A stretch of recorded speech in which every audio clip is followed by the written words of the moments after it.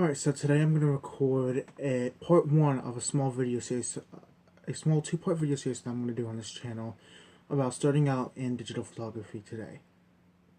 And what I want to go over in this part one is starting out as a smartphone photographer, which I believe is where the vast majority of photographers should be starting out today.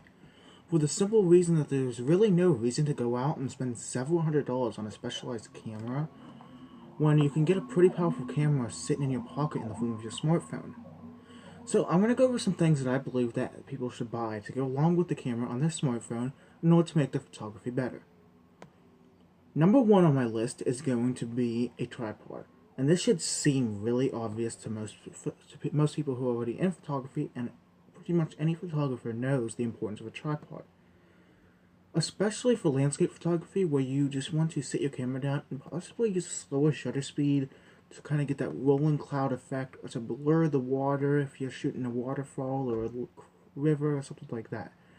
And you just want to use the slowest shutter speed that you can, but you can't do that if you're hand holding your camera or phone, for the simple reason that then you're introducing motion blur into the image in the form of your hands moving. So, a tripod can be had for a smartphone at a price of around $15 on Amazon. And of course, these aren't going to be extremely high quality tripods for that price, but they'll do the trick. Now, the next thing on my list is going to be add-on lenses. Now, these have actually become a bit of a trend lately with Instagrammers and other people on social media. Especially the wide-angle fisheye lenses that you can buy for iPhones and Androids.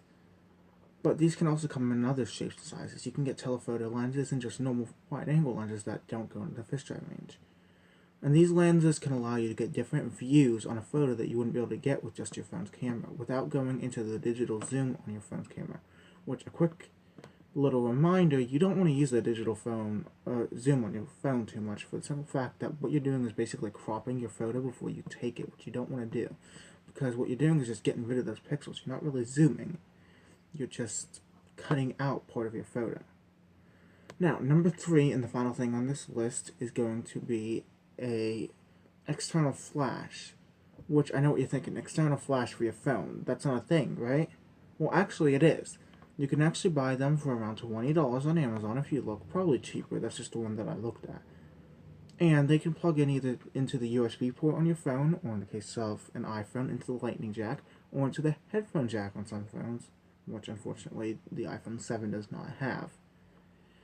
And what they do is they draw power directly from your phone, and they allow you to get some less flat, brighter lighting on your subject that doesn't look like it came from the flash right next to the lens on your phone.